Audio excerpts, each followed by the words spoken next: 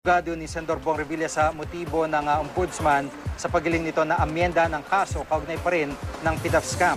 Kahapon hiniling ng Office of the Special Prosecutor sa ilalim ng ombudsman na baguhin ang information na isinumite sa Sandigan Bayan para sabing si Revilla ang nagmaniobra ng pork barrel at hindi si Janet Lim Napoles. Na-dismiss ang motion ngayong araw. Pero ngayon, naghain ng motion ng ombudsman na amyendahan din ang kaso ni na Senador Jingo Estrada at Senador Juan Ponce Enrile. Sa tingin Attorney Joel Budigon, tila pinapalabas na accomplice na lang si Napoles para bigyan daan ang pagiging state witness niya. Pinahihina rin daw na naturang motion ang kaso laban kay Revilla. Ang motion na yon, nagko-confirm na void yung unang yung original information.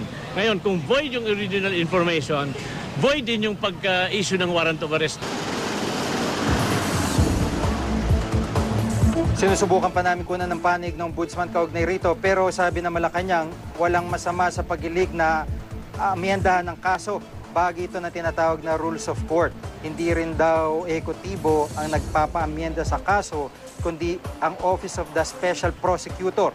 Ipapaubaya na lang ng palasyo ang kaso sa Sandigan Bayan.